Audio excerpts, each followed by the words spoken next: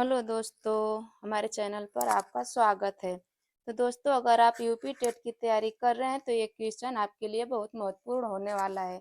तो चलिए अपना क्वेश्चन स्टार्ट करते हैं। निम्नलिखित में मौखिक अभिव्यक्ति का रूप है शुद्धवर्तनी, सुलेख, श्रुतलेख या आशुभाषण।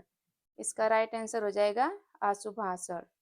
अगला क्वेश्चन है, हिंदी भाषा में कितनी बोलियां हैं? 15, 25, 18 या 22? इसका राइट आंसर हो जाएगा 18। हिंदी भाषा में कुल 18 बोलियां हैं। हिंदी को 5 उपभाषा में विभक्त किया गया है।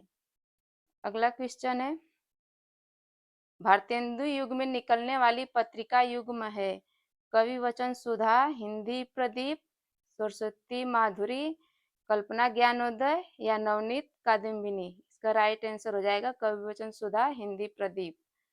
अगला क्वेश्चन है, तद्भव पत्रिका के संपादक का नाम है लीलाधर जंगुड़ी, विश्वनाथ प्रसाद तिवारी, हरिप्रकाश उपाध्याय या फिर अखिलेश। इसका बताइए, आप लोग आंसर कमेंट में बताइए। इसका राइट आंसर हो जाएगा अखिलेश। तद्भव पत्रिका के संपादक अखिलेश हैं। ये लखनऊ से प्रकाशित होने वाली पत्रिका थी। अगला क्वेश्चन है, 12 बरस लो कुकुर जीवे और 13 लो जिये सिया, यह पंक्ति किसकी है? विद्यापति की, चंद्रबरदाई की, नरपतिनाल की या जगनी की? इसका राइट आंसर हो जाएगा जगनी की। अगला क्वेश्चन है, निम्नलिखित में से किस देश में हिंदी भाषा का प्रयोग लिखने एवं बोलने में किया जाता है? ऑस्ट्रेलिया में या फिर दक्षिण अमेरिका में या पाकिस्तान में या मॉरिशस में? इसका राइट आंसर हो जाएगा मॉरिशस। अगला क्वेश्चन है, सूरसागर किस भाषा की रचना है? अवधी भाषा की, बुंदेली की, ब्रज भाषा की या छत्तीसगढ़ी की? सूरसागर किस भाषा की रचना है?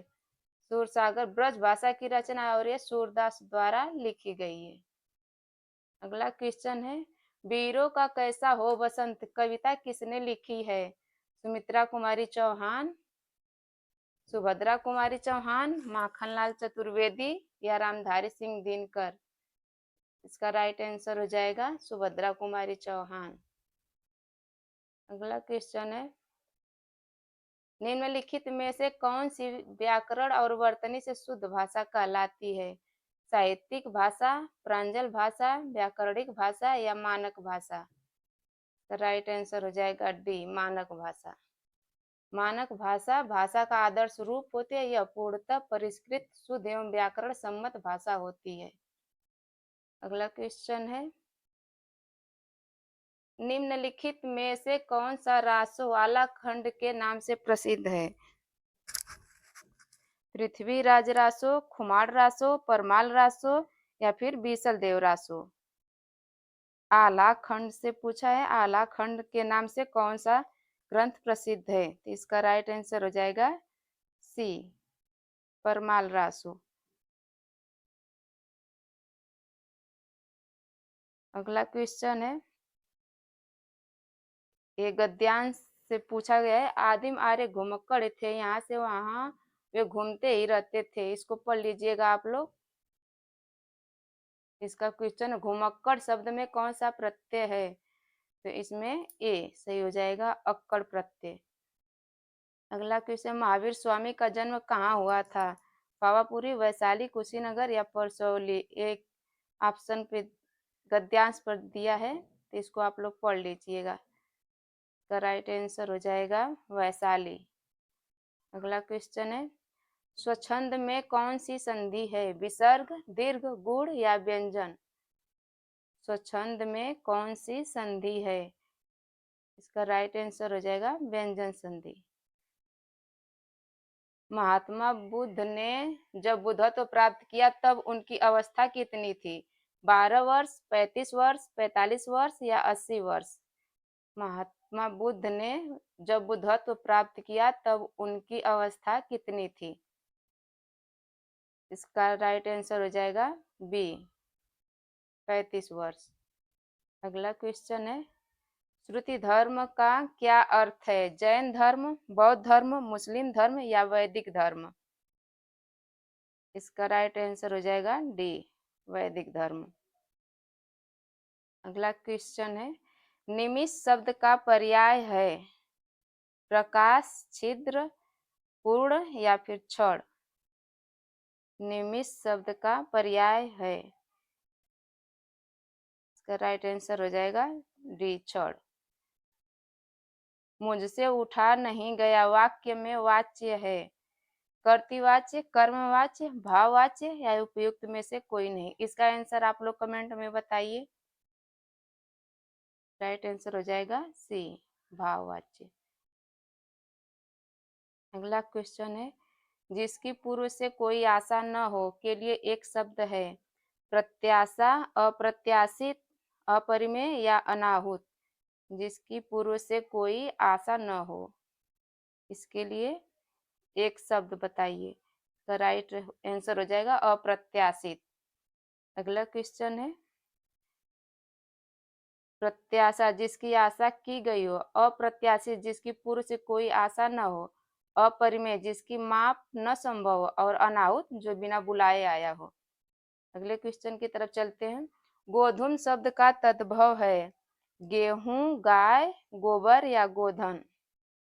ये तो याद करने वाला है, इसका राइट आंसर हो जाएगा गेहूं। अगला, निष्कपट शब्द का संधि विच्छेद है नि प्लस कपट, निस प्लस कपट, नि प्लस कपट या निस प्लस कपट? इसका आंसर बताइए आप लोग कमेंट में। तो राइट आंसर हो जाएगा नि प्लस कपट। निम्न में से किस शब्द की वर्तनी सही है? अनुग्रहित, अनुग्रहित, अनग्रहित या अनुग्रहित? तो राइट आंसर हो जाएगा बी, अनुग्रहित। अगला क्वेश्चन है, अपेक्षा का विशेषण रूप क्या है? सापेक्ष, उपेक्षा, निरपेक्ष या अपेक्षित? इसका राइट हो जाएगा अपेक्षित। स ध्वनि का उच्चारण स्थान क्या है? दंत, मूर्धा, तालु या फिर दंतालु? स ध्वनि का उच्चारण स्थान, इसका राइट आंसर हो जाएगा तालु। स्व ध्वनि का उच्चारण स्थान तालु है। इसके अतिरिक्त ई, च, छ, ज, झ, य का भी उच्चारण स्थान तालु है। अगला क्वेश्चन की तरफ चलते हैं।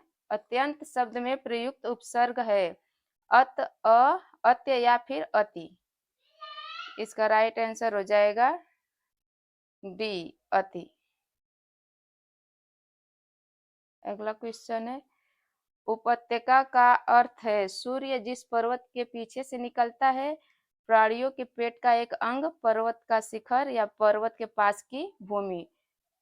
इसमें उपत्यका का अर्थ पूछा है तो इसका राइट आंसर हो जाएगा पर्वत के पास की भूमि। ड़ का उच्चारण स्थान होता है नासिक या कंठोक्त्य, मूर्धन्य या कंठ तालव्य? ड़ का उच्चारण स्थान ए, नासिक।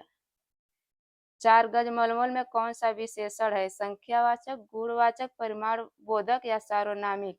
इसका राइट आंसर हो जाएगा परिमाण बोधक। अगला है, शीश का तत्सम रूप क्या है? शीशा, शीर्ष, सिरा या शीर्षक? शीश का तत्सम रूप क्या है? तो राइट आंसर हो जाएगा शीर्ष। चौराहा शब्द में समास है, चौराहा शब्द में समास पूछा है, इसका राइट आंसर हो जाएगा द्विगु। आंख की किरकिरी होना का अर्थ है अप्रिय लगना, धोखा देना, कष्टदायक होना या बहुत प्रिय होना?